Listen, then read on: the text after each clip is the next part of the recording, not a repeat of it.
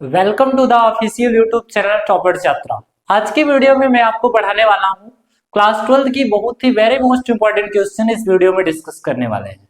जैसा कि मैं आपको बताना चाहता हूँ, इस वीडियो में केवल बहुविकल्पी प्रश्न से रिलेटिव अति लघुत्तरीय प्रश्न को हम लोग कॉन्सेप्ट वाइज सीखने वाले हैं और जो आपके पेपर में बहुत ही ज्यादा इंपॉर्टेंट क्वेश्चन बन जाते हैं।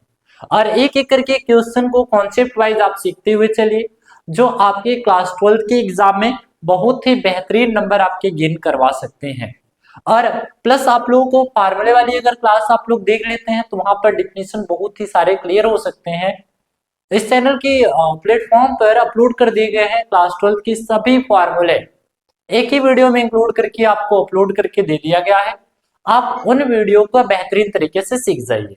आइए ध्यान देते हैं। सबसे पहले हम लोग इस वीडियो में सीखने वाले हैं कि पहला प्रश्न दिया गया है जो आपके पेपर में आने वाला प्रश्न है कि वैद्युत क्षेत्र की तीव्रता की परिभाषा तथा इसका मात्रक लिखिए। जब आपसे पूछा जाए कि वैद्युत क्षेत्र की तीव्रता की परिभाषा तथा मात्रक, तो आप लोग परिभाषा के अकॉर्डिंग जो आपके किताब में और सीरीज में लिखे गए हैं वही आपको लिखा गया है। तो आप लोग प्रश्न को देखते चलिए। अगर आंसर आप दूसरे मेथड के लिखे हो तो आप वही याद करिएगा। ये प्रश्नों को याद करने की कोई जरूरत नहीं है, केवल आप प्रश्न को देखिएगा और उन प्रश्नों के अकॉर्डिंग सॉल्व करिएगा। ध्यान दीजिए, सबसे पहले आपको क्या कहा जाता है इसमें, वैद्युत क्षेत्र की तीव्रता की परिभाषा तथा मात्रक लिखने हैं। देखिए, सबसे पहले आप ध्यान दीजिए, वैद्युत क्षेत्र में किसी बिंदु पर रखे परीक्षण आवेश पर लगने वाले बल तथा परीक्षण आवेश की निष्पत्ति को उस बिंदु पर वैद्युत क्षेत्र की तीव्रता कहते हैं। देखिए, इसे हम लोग ई से प्रदर्शित करते हैं तो फार्मूला बनता है E equal to F upon Q naught. E equal to F upon Q naught, ये फार्मूला आप लोग क्या कर सकते हो, रख सकते हो। देखिए कैसे, हम लोगों ने कहा वैद्युत क्षेत्र की तीव्रता को ई से डिनोट करते हैं, वेक्टर ई से, अर्थात vector equal to vector F upon क्या क्यू नॉट।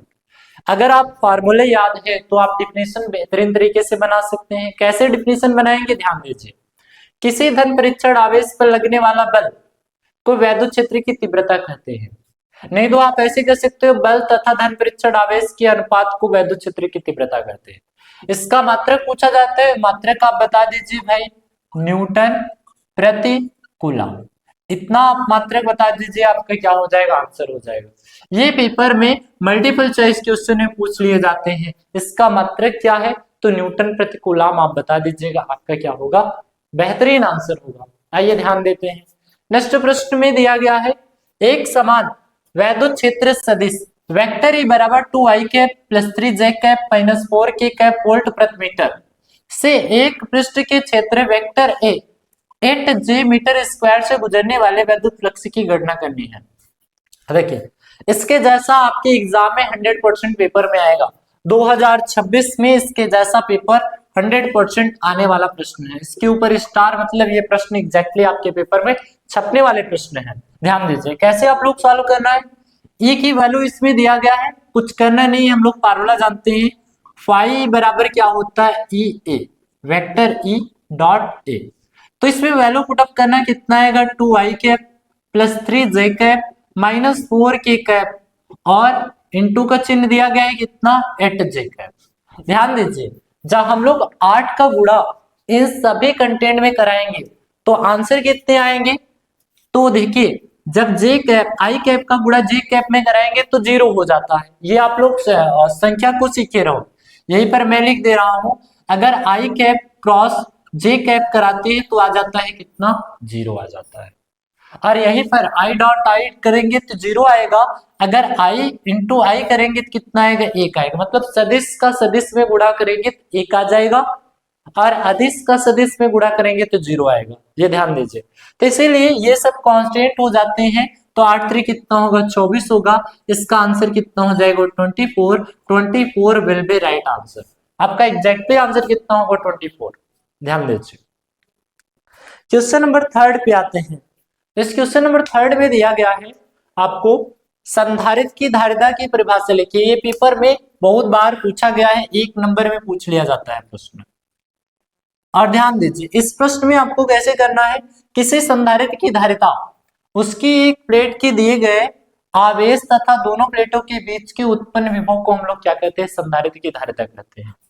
नहीं तो आप ऐसे लिख देना, किसी प्लेट पर दिए गए आवेशों को पर उत्पन्न विभव संधारित्र की धारिता कहलाती है। इसका सूत्र पूछा जाता है तो सूत्र आप लोग क्या लिखेंगे, संधारित्र की धारिता C बराबर Q अपन V। और Q क्या है, Q आवेश है, तो आवेश का मात्रक आप लिख सकते हो कूलाम, और इसका मात्रक क्या होता है, विभव का मात्रक होता है वोल्ट, तो इसका मात्रक क्या हो जाएगा, कूलाम प्रति वोल्ट। नहीं तो बहुत बार एग्जामों में फैरेड लिखा है, फैरेड, इसकी खोज की थी माइकल फैराडे ने। आप लोगों को डिटेल में क्लास में पढ़ा दिया गया था। हालांकि मैं आपको बताना चाहता हूँ इस वीडियो के अर्थात टॉपर्स यात्रा के प्लेटफॉर्म पे आपको 5 वीडियो प्रोवाइड किए गए हैं और उन 5 वीडियो को आपको बेहतरीन तरीके से पढ़ लेने हैं। आपके नंबर बहुत ही बेहतरीन नंबर आएंगे और वहां पर डेरिवेशन भी आप लोगों को सॉल्व कराया गया है। ज्यादा मिनट की वीडियो नहीं, 30 मिनट 40 मिनट, इससे ज्यादा वीडियो नहीं है। देखिए इसमें क्या करना है, इसमें आपसे पूछा गया संधारित्र की धारिता की परिभाषा। जब आप डिफिनेशन याद रखे रहेंगे तो आप डिफिनेशन अगर याद रखे रहे, नहीं तो आइए इससे बनाते हैं फॉर्मूले से। C equal to Q upon V। तो कैसे बनाएंगे, किसी प्लेट पर दिए गए आवेश पर उत्पन्न विभव V को संधारित्र की धारिता कहते हैं। नहीं तो आप ये याद कर लेना, आवेश तथा विभव के अनुपात को संधारित्र की धारिता कहते हैं। इसका मात्रक क्या होता है, कूलाम प्रति वोल्ट होता है या फैराड भी होता है, ये ध्यान दे रहना। ये बहुत बार बोर्ड एग्जामों में बने हुए हैं प्रश्न। क्वेश्चन नंबर 4 पे आते हैं।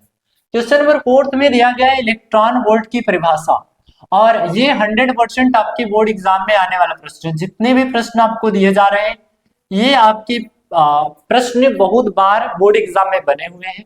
PYQ के माध्यम से भी सॉल्व किया गया है, इसको बताया गया है। ऐसे ही प्रश्न इसमें रखे गए हैं बहुविकल्पीय प्रश्नों को। तो ध्यान दीजिए, इसमें क्या कहा गया है, यह ऊर्जा का जूल की तुलना में बहुत छोटा मात्रक है। मतलब ऊर्जा के जूल की तुलना में सबसे छोटा मात्रक है। और आपसे पेपर में ऐसे भी बन सकता है, कैसे बनेगा, 1 इलेक्ट्रॉन वोल्ट किसे कहते हैं। तो 1 इलेक्ट्रॉन वोल्ट को जब ज्ञात करेंगे तो ध्यान दीजिए, 1 इलेक्ट्रॉन वोल्ट को जब ज्ञात करेंगे तो इसमें हम लोग डायरेक्ट लिखेंगे 1 इलेक्ट्रॉन वोल्ट वह ऊर्जा है जो कि 1 इलेक्ट्रॉन वोल्ट विभवांतर पर त्वरित होने से प्राप्त होता है। कितना लिखेंगे, पेपर में अगर ऐसे बनेगा 1 इलेक्ट्रॉन वोल्ट किसे कहते हैं, तो आप लोग कैसे बनाएंगे, 1 इलेक्ट्रॉन वोल्ट वह ऊर्जा है जो कि 1 इलेक्ट्रॉन वोल्ट विभवांतर त्वरित होने से प्राप्त होता है। मतलब एक आवेश में 1 इलेक्ट्रॉन मतलब 1.6 × 10⁻⁻19 कूलम के आवेश पर देने पर विभवांतर इलेक्ट्रॉन उत्सर्जित करने पर 1 वोल्ट का विभवांतर त्वरित हो जाता है, तो उसे हम लोग क्या कहते हैं, 1 इलेक्ट्रॉन वोल्ट कहते हैं। ध्यान दीजिए। अब अगला पूछा गया है कि विशिष्ट चालकता किसे कहते हैं तथा सूत्र या मात्रक लिखिए। ऐसे भी पेपर में पूछा जाता है कि विशिष्ट चालकता किसे कहते हैं तथा सूत्र तथा मात्रक लिखिए। तो आप ध्यान दीजिए, तो आप लोगों को केवल कैसे लिखने हैं, विशिष्ट प्रतिरोध के व्युत्क्रम को विशिष्ट चालकता कहते हैं, इसे सिग्मा से प्रदर्शित करते हैं। आप लोग फार्मूला इसका लिख लीजिएगा, फार्मूला ये लिखेंगे सिग्मा इक्वल टू 1/ρ। रो क्या है, ये रो है भाई विशिष्ट प्रतिरोध है, ये रो क्या है, विशिष्ट प्रतिरोध है। और इसका मात्रक बहुत बार पूछा गया है, इसका मात्रक हो जाता है ओम इनवर्स। क्या होता है, ओम इनवर्स।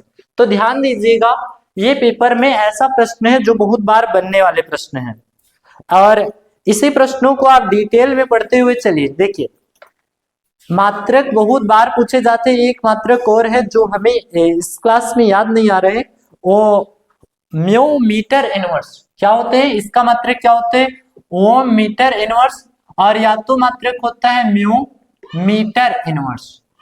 ये मात्रक होते हैं, ये आपके पेपर में ऐसे पूछ लिए जाते हैं। कभी कभी पेपर में ऐसे बनते हैं कि विशिष्ट प्रतिरोध किसे कहते हैं, तो आप लिख दीजिएगा प्रतिरोध के व्युत्क्रम को या चालक के तार के प्रतिरोध के व्युत्क्रम को विशिष्ट प्रतिरोध कहते हैं, और फार्मूला आप लोग प्रतिरोध का उल्टा लिख लीजिएगा। क्वेश्चन नंबर 6 में दिया गया है, क्यों आवेश वाला कोई कण v वेग से एक समान चुंबकीय क्षेत्र B के समांतर दिशा में गति कर रहा है, इस कण पर लगने वाला बल का मान होगा। सीधा सीधा बहुविकल्पीय में ये प्रश्न पूछे गए, ये बहुत बार प्रश्न पूछे गए। 2025 में भी ये प्रश्न बने हैं, ये ध्यान दे रहा। 2025 में ये प्रश्न बने हैं, मतलब एक ऐसा प्रश्न है जो मास्टर क्वेश्चन है, हर एक सेट में आने वाला प्रश्न है। कैसे सॉल्व करेंगे, इसको कुछ करना नहीं है, बस लेंज का नियम आप लोग जानते हैं, लॉरेंज बल का फार्मूला लिख दीजिए, सीधा सीधा आपका आंसर हो जाएगा। लॉरेंज बल का फार्मूला मैंने आपको बताया था, एफ इक्वल टू कितना होता है, Q V B sine theta.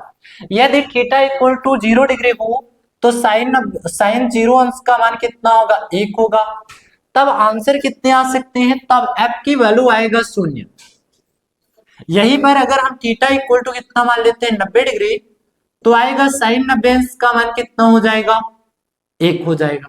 तो लगने वाला बल की वैल्यू कितना आएगी, Q V B sine, Q V B मतलब साइन थीटा साइन 90 अंश का मान कितना हो जाएगा, 1 हो जाएगा। तो ये आपके निकल के आते हैं लॉरेंज बल।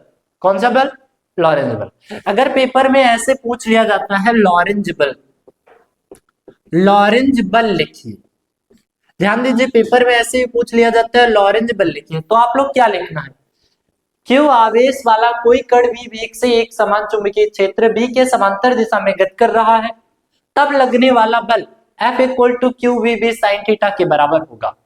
अब यहाँ पर कंडीशन में बना सकते हैं, यदि थीटा इक्वल टू 0 डिग्री तो साइन 0 अंश का मान कितना होगा, 1 होगा, तो F की वैल्यू कितनी हो जाएगी, 0 हो जाएगी। यदि हम थीटा इक्वल टू 90 डिग्री रख देते हैं तो साइन 90 अंश का मान कितना होगा, 1 होगा, तो F की वैल्यू कितनी हो जाएगी, Q V B sine theta. यही आपका कौन सा बल है, लॉरेंज बल है। सीधा सीधा पेपर में लॉरेंज बल अगर पूछा जाए तो यही लिखिएगा, और एक ऐसा आंसर है जो बेहतरीन तरीके से आपके पेपर में नंबर दिलाएगा। आइए कुछ और इंपॉर्टेंट क्वेश्चन को डिस्कस करके आपको बताते हैं, और जो बोर्ड एग्जाम में बहुत बार प्रश्न आए हुए हैं। आइए नेक्स्ट क्वेश्चन को सीखते हैं, एकदम बेहतरीन तरीके से टॉपिक को समझते हैं। इस टॉपिक में दिया गया है, क्वेश्चन नंबर 7 में दिया गया है, म्यू नॉट एप्सिलॉन नॉट का बीमीय सूत्र। ये एक ऐसा प्रश्न है, इसके ऊपर 100% हर साल रिकॉर्ड है पेपर में बनना। एक ऐसा प्रश्न है जो पेपर में बनते हैं हर बार। इसका बीमा आपसे पूछा गया है, तो बीमा यल पावर -2 टी पावर 2 होता है। कितना बीमा होता है, आप लोग सीधा सीधा इतना लिख दीजिएगा, आपका एक नंबर फिक्स हो जाएगा। अगर 2 नंबर में पूछे जाते हैं तो 2 नंबर में आपके क्या हो जाएंगे, फिक्स हो जाएंगे। इसके जैसा एक बार पेपर में ऐसे भी बन सकता है, वहां पर ऐसे लिख दिया जाता है, म्यू नॉट और epsilon naught equal to 1/c²। तो म्यू नॉट और एप्सिलॉन नॉट की वैल्यू ज्ञात कीजिए। जब ऐसे पूछा जाएगा तो इसमें हम लोग सी क्या है, प्रकाश की चाल है, म्यू नॉट क्या है, चुंबकीयशीलता है, और एप्सिलॉन नॉट क्या है, विद्युतशीलता है। तो हम लोग इसको ऐसे लिख सकते हैं, प्रकाश की चाल कितनी होती है, 3 × 10⁸ होता है, वर्ग है, वर्ग लगा दिए, तो यहाँ पर वैल्यू कितनी आएंगे, 3 × 10⁻³ कितना आ जाएगा, 16। मतलब सॉरी, यहाँ पर 9 × 10⁻³ कितना आएगा, 16 आ जाएगा। ये आपका यहाँ तक आपके फाइनल आंसर हो जाएंगे। आप इतना लिख दीजिएगा, आपका क्या हो जाएगा, एग्जैक्टली आंसर हो जाएगा। बहुत बार ऐसे भी पूछ लिए गए हैं, तो आप लोग लिख दीजिएगा, कोई दिक्कत नहीं आएगा। आइए ध्यान देते हैं, नेक्स्ट प्रश्न आपको दिया गया है। इस प्रश्न में दिया गया है एम्पियर का परिपथिक नियम। ये बहुत बार पेपर में बनने वाला प्रश्न है, मतलब ये एक ऐसा प्रश्न है, इंपॉर्टेंट है, 2026 में एग्जैक्टली आपके पेपर में आने वाले प्रश्न है। आपको 1 नंबर अति लघु उत्तरी या तो लघु उत्तरी प्रश्न में आपके बन जाएंगे। एक ऐसा प्रश्न, एम्पियर का परिपथी नियम। जो एम्पियर का परिपथी नियम है, इसमें आपको डिस्कस करने हैं। केवल आपसे अगर परिभाषा पूछे जाते हैं, एम्पियर का परिपथी नियम लिखें, 1 नंबर या 2 नंबर में पूछा जाता है, तो आप लोग क्या लिखेंगे, यही लिखेंगे, किसी बंद पृष्ठ अर्थात किसी बंद वक्र के प्रतः चुंबकीय क्षेत्र की तीव्रता का रेखा का समाकलन उस बंद पृष्ठ द्वारा घिरे क्षेत्र में से गुजरने वाला कुल धारा का म्यू नॉट गुना होता है। मतलब ये एक ऐसा प्रश्न है जो पेपर में एग्जैक्टली बना हुआ है। अगर ऐसे प्रश्न पूछे जाते हैं तो इसको आप लोगों को ऐसे लिख देने हैं, आपका क्या हो जाएगा, आंसर हो जाएगा, इंटीग्रेशन B.dl इक्वल टू कितना, म्यू नॉट इंटू आई। बस आप लोग फार्मूला लिख दीजिएगा, आपका क्या हो जाएंगे, फाइनल आंसर हो जाएंगे। पेपर में ऐसे भी प्रश्न बने हुए हैं। आइए ध्यान देते हैं, नेक्स्ट प्रश्न को देखते हैं। क्वेश्चन नंबर 9 में दिया गया है कि एक धारा मापी की वोल्ट मीटर से कैसे बदलते हैं, मतलब एक धारा मापी तथा वोल्ट मीटर को कैसे बदलते हैं। इसमें यही दिए गए हैं कि श्रेणी क्रम में उच्च प्रतिरोध को जोड़ने पर धारा मापी वोल्ट मीटर में क्या हो जाता है, परिवर्तन हो जाता है। मतलब श्रेणी क्रम में सीरीज रहे और उच्च प्रतिरोध जोड़ने पर उसका वोल्ट क्या हो जाता है, धारा मापी वोल्टेज में क्या हो जाता है, परिवर्तन हो जाता है।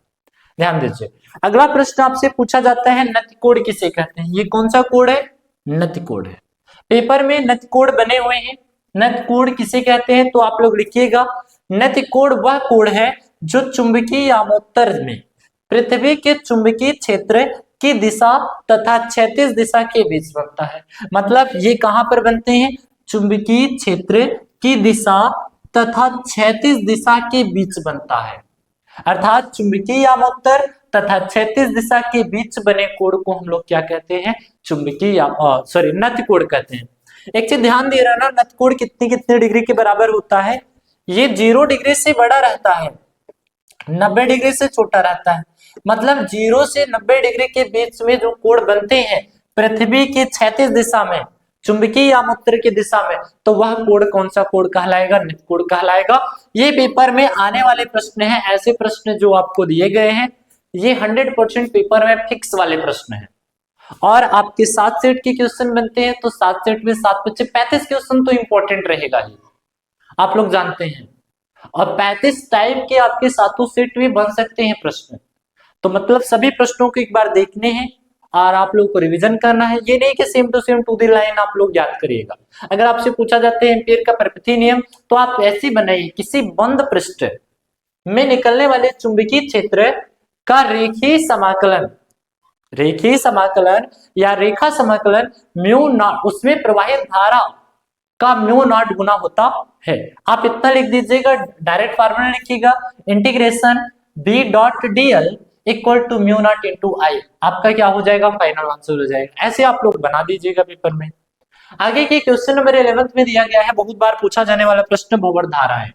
ये भंवर धाराएं प्रश्न वेरी मोस्ट इंपॉर्टेंट प्रश्न है, जिसे हम लोग बोलते हैं एडी करंट। एडी करंट के विषय में समझिए, जब किसी धातु का टुकड़ा, मतलब कोई धातु का टुकड़ा है, किसी परिवर्तित चुंबकीय क्षेत्र में रखा जाता है, मतलब कोई भी चुंबकीय क्षेत्र में रखा जाता है, तो धातु के संपूर्ण आयतन या आयतन में प्रेरित धारा उत्पन्न हो जाते हैं। ये धाराएं टुकड़े का विरोध करती हैं, जिसे भंवर धाराएं कहते हैं। जैसे मैंने कहा, ये टुकड़ा कोई है, अगर हम इसे चुंबकीय क्षेत्र में रख देते हैं तो ये क्या होगा, धातु मतलब लोहे का टुकड़ा है, और ये चुंबकीय क्षेत्र क्या करेगा, इस पे एक बल लगेगा। वो कौन सा बल लगेगा, चुंबकीय बल लगेगा, और इस पे जो धाराएं, इसके पृष्ठ पर धाराएं उत्पन्न होंगी, इसे हम लोग क्या कहते हैं, भंवर धाराएं कहते हैं। ये भंवर धाराएं उस चुंबकीय क्षेत्र का विरोध भी करती हैं, जो इस पे बल लग रहे हैं, अर्थात चुंबकीय बल लग रहे हैं, ये इनका क्या करते हैं, विरोध करते हैं। आई होप आप यहाँ तक कॉन्सेप्ट एकदम बेहतरीन तरीके से सीख रहे हैं। नेक्स्ट क्वेश्चन नंबर 12, इसमें दिए गए हैं बहुत ही वेरी मोस्ट इंपोर्टेंट, स्व प्रेरण से आप क्या समझते हैं। स्व प्रेरण से आप क्या समझते हैं, ये परिभाषा सेम टू सेम पेपर में पूछे गए हैं। नहीं तो इससे बीमा पूछे गए, बीमा इसकी कितनी होती है, M L square T power -2 A power -2। देखिए, जब स्व प्रेरण पूछा जाए तो आप लोग क्या लिखेंगे, किसी कुंडली में बद्ध चुंबकीय फ्लक्स के मान में परिवर्तन होने पर उसी कुंडली में प्रेरित विद्युत वाहक बल तथा प्रेरित धारा उत्पन्न होने की घटना होती है, इसे हम लोग क्या कहते हैं, स्व प्रेरण कहते हैं। मतलब कोई चुंबकीय फ्लक्स है, इसमें प्रेरित विद्युत वाहक बल और प्रेरित धारा अगर उत्पन्न हो जाते हैं, तो उसे हम लोग क्या कहते हैं, स्व प्रेरण कहते हैं। क्या कहते हैं, स्व प्रेरण कहते हैं। फिर इसके बाद आता है स्व प्रेरण गुणांक। अगर आपसे स्व प्रेरण ना पूछकर स्व प्रेरण गुणांक पूछा जाएगा, तो आप लोग ये लिखिएगा, क्या लिखेंगे, किसी कुंडली में प्रेरण गुणांक का मान उस प्रेरित विद्युत वाहक बल के बराबर होता है जो उस कुंडली के धारा के परिवर्तन की दर एकांक होने पर उत्पन्न होती है। ये क्या कहलाती है, स्व प्रेरण गुणांक कहलाती है। ऐसे प्रश्न हैं, ऐसे प्रश्न आपको दिए जा रहे हैं जो बोर्ड एग्जाम में 100% प्रश्न आने वाले प्रश्न हैं, और रिकॉर्ड है, ये आया भी हुआ है, मतलब पिछले 10 सालों से आया हुआ प्रश्न है, रिकॉर्ड प्रश्न है। आपको सभी प्रश्न प्रोवाइड किए जा रहे हैं। अभी तो ये वीडियो स्टार्ट हुई है, आगे की क्लासेस हम लोग कंटिन्यू करते हैं। आइए नेक्स्ट टॉपिक को समझते हैं, और इसमें दिया गया है, आपसे प्रश्न पूछा गया है वैद्युत अनुनाद से आप क्या समझते हैं। तो आप ध्यान दीजिएगा, जब ऐसे प्रश्न पूछे जाएंगे कि वैद्युत अनुनाद किसे कहते हैं, तो आपको लिखने क्या है, वैद्युत किसी वैद्युत परिपथ में वह स्थिति जब किसी विशेष अनुनादी आवृत्ति पर उस परिपथ की प्रतिबाधाओं के विशेष्याएं के परस्पर निष्पत्ति मान को हम लोग क्या कहते हैं, वैद्युत अनुनाद कहते हैं। ये बहुत बार प्रश्न में बने हैं और आपको to the point same to same परिभाषा आपको लिख देने हैं। अगला प्रश्न पूछा गया है, वैद्युत चुंबकीय स्पेक्ट्रम में सबसे बड़ी तथा सबसे छोटी चुंबकीय तरंग की नाम बताइए। सबसे बड़ी तथा सबसे छोटी तरंग दैर्ध्य वाले चुंबकीय स्पेक्ट्रम का नाम बताना है। तो सबसे बड़ी की बात किया जाएगा तो रेडियो तरंगे होती हैं, और सबसे छोटी तरंग दैर्ध्य वाले चुंबकीय स्पेक्ट्रम का नाम लिया जाएगा तो गामा किरणें होते हैं।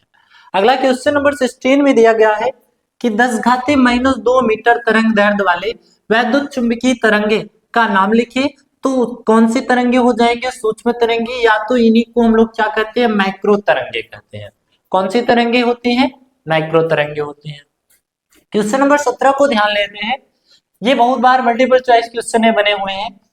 न्यूनतम आवृत्ति की तरंगे कौन सी तरंगे होती है, तो आप बताइएगा, माइक्रो तरंगे। सबसे अधिक आवृत्ति की तरंगे की बात किया जाएगा तो कौन सी तरंगे होती है, गामा तरंगे होती है। अगर आपसे पूछा जाता है चुंबकीय स्पेक्ट्रम में तरंग दैर्ध्य की बात किया जाएगा तो सबसे बड़ी हो जाएंगे रेडियो तरंगे, और सबसे छोटी तरंग दैर्ध्य की बात किया जाएगा तो कौन सी हो जाएंगे, गामा किरणें। और इसमें आपसे पूछा गया है न्यूनतम आवृत्ति की तरंग दैर्ध्य या तरंगे कितने हो जाएंगे, माइक्रो तरंगे होंगे, और सबसे अधिक आवृत्ति तरंगे की बात किया जाएगा तो कौन से हो जाएंगे, गामा तरंगे हो जाएंगे। ये बनाए रखना, आपके मल्टीपल चॉइस क्वेश्चन में बन सकते हैं प्रश्न। अगला प्रश्न दिया गया है, विद्युत चुंबकीय स्पेक्ट्रम के मुख्य भागों को उनकी तरंग दैर्ध्य परास के साथ लिखिए। देखिए, परास के साथ लिखना है, बहुत बार पेपर में ये प्रश्न 2026 की दृष्टि से आने वाले प्रश्न है। इसी प्रश्न को ऐसे ही बनाकर पूछ लिया जाता है, ध्यान से सुनिएगा इस प्रश्न को। किसी चुंबकीय स्पेक्ट्रम के अलग अलग क्षेत्रों की किन्हीं 4 प्रकार की तरंगों के नाम लिखिए, उनकी तरंग दैर्ध्य के औसत मान तथा कोई उपयोग लिखिए। मतलब 4 तरंगों का आप लोगों का नाम लिखना है और तरंग दैर्ध्य के औसत मान को ही बताने हैं। या तो यही प्रश्न ऐसे ही बन सकता है, अवरक्त किरणें तथा गामा किरणें के एक एक प्रयोग लिखिए। अवरक्त किरणें तथा गामा किरणों के एक एक प्रयोग लिखिए। कोई गामा किरण डिनोट कर देना, इसमें आप बता दीजिएगा, या तो एक्स किरणें की बात कर दीजिएगा, यही गामा किरणें हो जाएंगी। या तो ऐसे भी प्रश्न पूछ लिए जाते हैं, निम्नलिखित चुंबकीय तरंगों का एक उपयोग लिखिए। सूक्ष्म तरंगे, अवरक्त तरंगे, परावैगनी तरंगे और एक्स किरणें। तो ध्यान दीजिए, इसमें जब बात किया जाता है सूक्ष्म तरंगों की, तो सूक्ष्म तरंगे कितनी होती है, 10⁻⁻15 मीटर से 10⁻⁻10 मीटर तक होती है। यह नाभिकीय संरचना के संबंध में सूचना देने के लिए उपयोग किए जाते हैं। मतलब नाभिकीय संरचना के संबंध में सूचना देने के लिए प्रयोग किए जाते हैं कौन से तरंगे, सूक्ष्म तरंगे। और सूक्ष्म तरंगे आप जानते हैं कि इनकी आवृत्ति, अर्थात ये एक ऐसे हैं 10⁻⁻2 मीटर की तरंगे वाले चुंबकीय तरंग की बात किया जाएगा तो ये फ्रीक्वेंसी भी इसकी कितनी आएंगे, 10⁻⁻2 के एक्यूरेसी में आएंगे। आगे के ध्यान दीजिए, एक्स किरणें किसे कहते हैं। देखिए, एक्स किरणों की बात किया जाएगा तो इसका परास कितना होगा, 10⁻11 से 3 × 10⁻8 मीटर तक होगा। यह चिकित्सा विभाग में सर्जरी में उपयोग किए जाते हैं। मतलब एक्स किरणों की बमबारी करने के लिए, एक्सरे निकालने के लिए, सीटी स्कैन निकालने के लिए इसमें अल्फा बीटा गामा किरणों की बमबारी किया जाता है।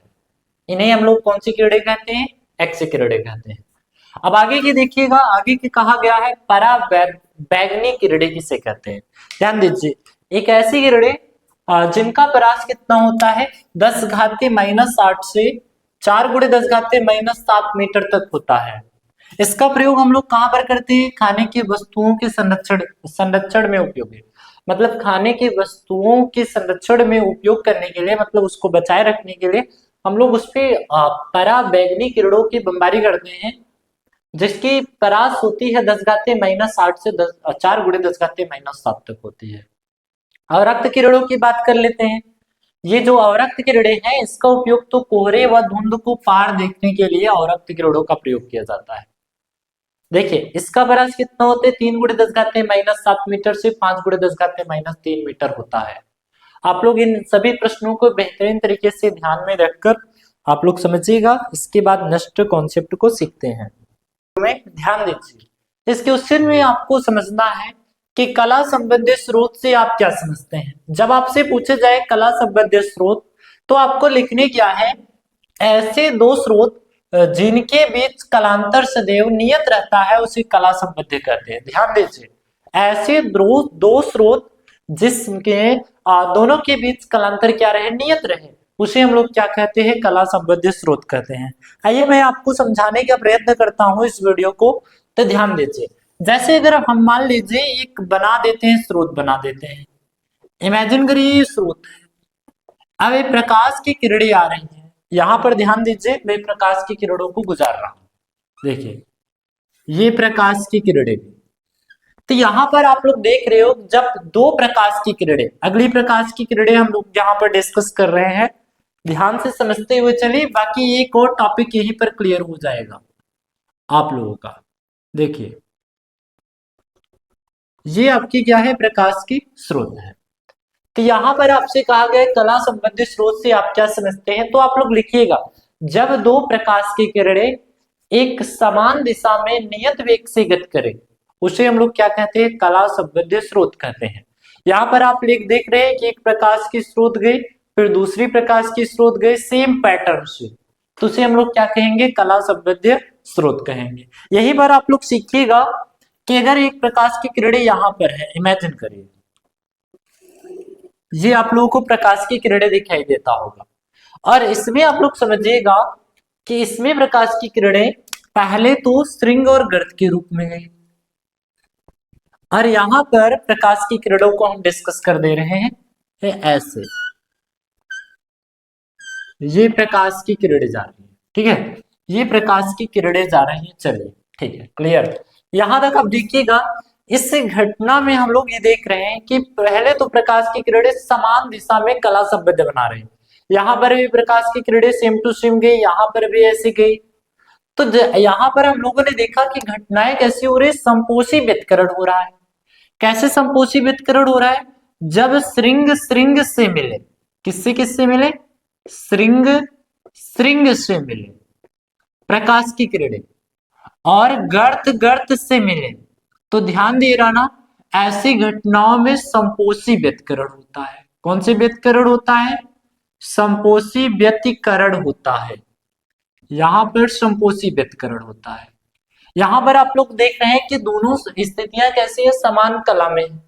और एक चीज, एक कॉन्सेप्ट आप सीख लीजिएगा, अगर प्रकाश की किरणें इस घटनाओं में श्रृंग गर्त से मिले, श्रृंग गर्त से मिले, गर्त श्रृंग से मिले, तो इस घटनाओं में हम लोग देखते हैं कि व्यतिकरण वो भी होते हैं विनाशी व्यतिकरण। कौन से विनाशी व्यतिकरण, कैसे हम लोग सीखेंगे, इसमें जब श्रृंग गर्त से मिले या गर्त श्रृंग से मिले, अर्थात इसमें दोनों में कला संबंध सेम रहेगा, तो यहां पर कौन सी घटनाएं होती, विनाशी व्यतिकरण होते हैं। कौन से व्यतिकरण होते हैं, विनाशी व्यतिकरण होते हैं। पेपर में बहुत बार पूछा जाने वाला प्रश्न है, ये पेपर में आपके पूछा गया है कि संपोषी व्यतिकरण तथा विनाशी व्यतिकरण किसे कहते हैं, तो आप लिखिए, ऐसे लिखिएगा, जब दो प्रकाश की किरणें समान दिशा में गति करें परंतु श्रृंग श्रृंग से मिले तथा गर्त गर्त से मिले, तो इस घटना में संपोषी व्यतिकरण होता है। अगला ऐसे भी बना सकते हो, जब दो प्रकाश की किरणें श्रृंग गर्त से मिले, गर्त श्रृंग से मिले, तो इस घटना में कौन से व्यतिकरण होता है, विनाशी व्यतिकरण होता है।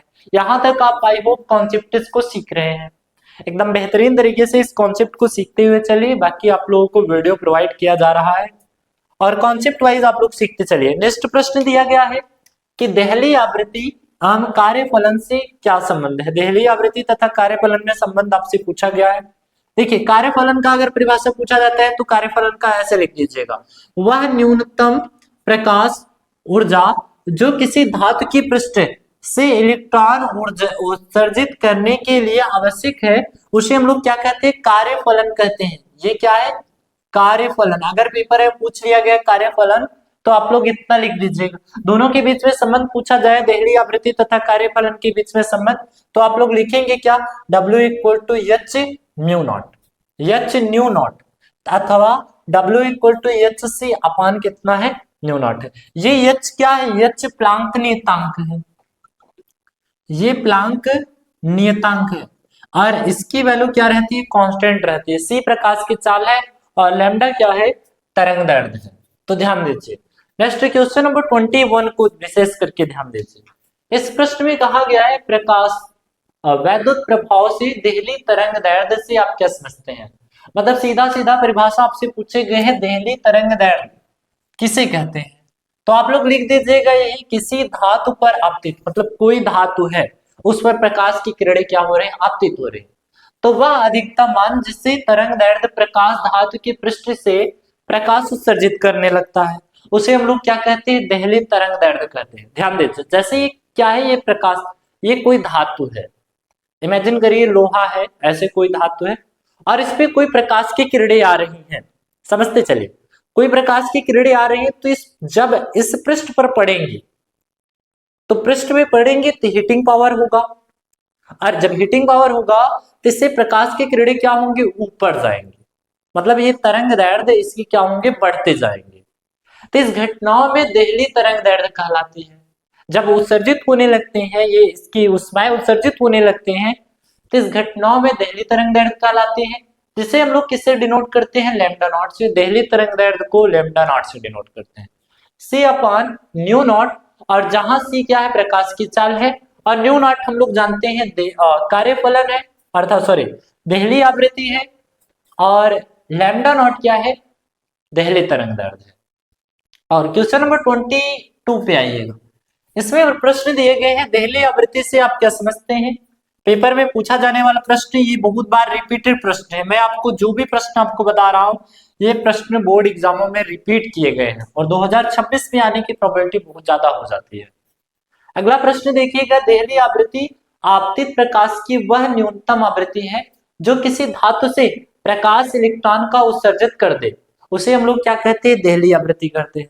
मतलब इसमें आप लोग समझिएगा, जब कोई प्रकाश की जब कोई धातु का टुकड़ा, धातु के टुकड़े पर प्रकाश की किरणें आपतित होती हैं, अगर उत्सर्जित हो जाती है तो उसकी जो फ्रीक्वेंसी रहती है, आवृत्ति रहती है, उसे हम लोग क्या कहते हैं? देहली आवृत्ति कहते हैं। तो देहली आवृत्ति में यही आपको परिभाषा लिख देनी चाहिए थी। क्या लिखना है? देहली आवृत्ति आपतित प्रकाश की वह न्यूनतम आवृत्ति है जो किसी धातु से प्रकाश इलेक्ट्रॉन का उत्सर्जन कर सके। इसे इसे किससे डिनोट करते हैं? न्यू नॉट से प्रदर्शित करते हैं। अगला प्रश्न दिया गया है 23 दिया गया है कि निरोधी विभव की परिभाषा लिखिए। देखिए, जब भी आपसे निरोधी विभव की परिभाषा पूछी जाए तो इसमें आप लोगों को लिखना है यही, निरोधी विभव धन प्लेट पर लगाया गया वह न्यूनतम ऋणात्मक विभव है। वह न्यूनतम ऋणात्मक विभव है जहां पर विभव का वैल्यू क्या हो जाती है? शून्य हो जाती है। ध्यान से समझिए, निरोधी विभव वह विभव है जो धन प्लेट पर लगाया जाने वाला या लगाया गया वह न्यूनतम ऋणात्मक विभव होता है, जिस पर विभव की वैल्यू क्या हो जाती है? शून्य हो जाती है। उसे हम लोग क्या कहते हैं? निरोधी विभव कहते हैं। आप लोग इतना कॉन्सेप्ट वाइज लिख दीजिएगा, पेपर में आपका क्या हो जाएगा? एग्जैक्टली आंसर हो जाएगा। आइए नेक्स्ट कॉन्सेप्ट को सीखते हैं और इस वीडियो को खत्म करते हैं। इस वीडियो में आपको ज्यादा क्वेश्चन प्रोवाइड नहीं किए जाएंगे, वही क्वेश्चन प्रोवाइड किए जाएंगे जो बोर्ड एग्जाम में बार बार रिपीटेड करके प्रश्न बने हैं। नेक्स्ट प्रश्न को हम लोग सीखने वाले हैं आयनन ऊर्जा की परिभाषा, और फिर इसके बाद 2-3 और क्वेश्चन हैं जिसमें समन्यूट्रॉनिक और समभारिक समस्थानिक आप लोगों को पढ़ लेने हैं। इसके बाद हम लोग क्या करते हैं, वीडियो को यहाँ तक स्टॉप कर देते हैं, नहीं तो अर्धचालक के विषय में थोड़ा बहुत चर्चाएं कर लेते हैं। बाकी नेक्स्ट इसमें आपको प्रश्न दिया गया है, आयनन ऊर्जा की परिभाषा दीजिए, हाइड्रोजन परमाणु के लिए इसका मान क्या होगा। जब भी आपसे पूछे जाएंगे आयनन ऊर्जा किसे कहते हैं, तो आप लोग एक ही लिखिएगा। क्या लिखेंगे? यदि किसी परमाणु को निम्नतम अथवा मूल अवस्था में प्लस 13.6 इलेक्ट्रॉन वोल्ट ऊर्जा बाहर से दी जाए तो परमाणु ऊर्जा कितने हो जाए? परमाणु ऊर्जा इतने हो जाए -13.6 इलेक्ट्रॉन वोल्ट तथा plus 13.6 electron volt equal to 0 हो जाए, मतलब परमाणु ऊर्जा कितनी हो जाए? 0 हो जाए। तो उसे हम लोग क्या कहते हैं? उस बाह्य ऊर्जा को आयनन ऊर्जा कहते हैं। तो ध्यान दीजिए, यदि किसी परमाणु के न्यूनतम अथवा मूल अवस्था में कितनी 13.6 इलेक्ट्रॉन वोल्ट की ऊर्जा बाहर से दे दिया जाए और उसका विभव कितना हो जाए? 0 हो जाए, तो उसे हम लोग क्या कहते हैं? बाह्य ऊर्जा ही आयनन ऊर्जा कहलाती है। अगला प्रश्न देखिएगा, समन्यूट्रॉनिक, समस्थानिक तथा संभारित। ये एक ऐसा प्रश्न है 2026 में आने वाला प्रश्न है, मतलब इसके जैसा प्रश्न एग्जैक्टली आपके पेपर में आने वाला प्रश्न है। 100% आपके पेपर में यही आप आंसर लिख के आइएगा। आपसे अंतर पूछ दिए जाएंगे या तो आपसे पूछ दिए जाएंगे, इन सभी की परिभाषा लिखिए। जब सब न्यूट्रॉनिक पूछा जाएगा तो आप लोग लिखना है कि ऐसे नाभिक जिनमें केवल न्यूट्रॉनों की संख्या समान हो उसे क्या कहते हैं? सम न्यूट्रॉनिक कहते हैं। देखो नाम से ये स्पष्टीकरण हो रहा है, सम न्यूट्रॉनिक मतलब न्यूट्रॉनों की संख्या क्या हो? समान हो, उसे हम लोग क्या कहते हैं? सम न्यूट्रॉनिक कहते हैं। कैसे लिखेंगे? 1s3 2he4 और 3li7 और 4be8 ये आपकी क्या हो जाएंगे? सम न्यूट्रॉनिक हो जाएंगे। अगला देखिएगा, समस्थानिक अथवा सम प्रोटॉनिक। तो इसमें ध्यान दीजिएगा, जब प्रोटॉनों सम प्रोटॉनिक का मतलब समझिए, जब प्रोटॉनों की संख्या समान हो परंतु न्यूट्रॉनों की संख्या भिन्न भिन्न हो, उसे हम लोग क्या कहते हैं? समस्थानिक या सम न्यूट्रॉनिक, सम प्रोटॉनिक कहते हैं। सम प्रोटॉनिक कैसे समझना है? समस्थानिक का दूसरा नाम सम प्रोटॉनिक है। जब प्रोटॉनों की संख्या समान हो उसे हम लोग क्या कहते हैं? सम प्रोटॉनिक कहते हैं। या तो आप ऐसे लिख दीजिएगा, किसी एक ही तत्व के ऐसे परमाणु जिनके नाभिक में प्रोटॉनों की संख्या समान होती है परंतु न्यूट्रॉनों की संख्या भिन्न भिन्न होती है, उसे हम लोग क्या कहते हैं? समस्थानिक कहते हैं। जैसे लिख लीजिएगा 1h2 1s3, इसमें देखिएगा, इसमें प्रोटॉनों की संख्या क्या है? समान है, परंतु न्यूट्रॉनों की संख्या क्या है? अलग अलग है, उसे हम लोग क्या कहते हैं? सम स्थानिक कहते हैं या तो सम प्रोटॉनिक कहते हैं। यहाँ पर अगला भी एग्जाम्पल लिखा गया है, पेपर में आपसे उदाहरण भी पूछा जाएगा। अगला समभारिक। समभारिक जब आपसे पूछा जाए तो इसमें आपको कुछ करने नहीं, केवल एक याद कर लेने काम हो जाएंगे। ऐसे नाभिक को जिनमें न्यूक्लियनों की संख्या समान होती है, न्यूक्लियनों मतलब न्यूट्रॉन की संख्या समान हो परंतु प्रोटॉन और न्यूट्रॉनों की संख्या क्या हो? भिन्न भिन्न हो, उसे हम लोग क्या कहते हैं? समभारिक कहते हैं। क्या कहते हैं? समभारिक कहते हैं। जैसे एग्जांपल लिखिएगा 1s3 2he3 और 7n14 तथा 6c14 और 8o17 और 9f17, ये आपका क्या हो जाएगा? उदाहरण हो जाएगा। आप इतना लिख दीजिए, पेपर में आपका एग्जैक्टली नंबर मिलेगा। पेपर में यही प्रश्न ऐसे बनेगा, इस बार देख लेना, ऐसे प्रश्न बनेगा, समस्थानिक तथा समभारिक में अंतर स्पष्ट कीजिए तथा उदाहरण बताइए। तो आप लोग ऐसे ही आप लोग लिख दीजिएगा, आपका बेहतरीन आंसर रहेगा ना। आई होप आप इस वीडियो को यहाँ तक बहुत बेहतरीन तरीके से सीख चुके होंगे। मिलते हैं अगली वीडियो में, तब तक के लिए थैंक यू।